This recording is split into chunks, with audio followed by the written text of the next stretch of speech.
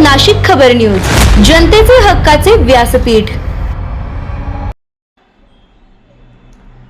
मालेगाव शहराच्या कायदा व सुव्यवस्थेसाठी महत्त्वाचा टप्पा ठरलेली ध्याने रमजानपुरा पोलीस ठाण्याची नूतन इमारत आज लोकार्पित करण्यात आली।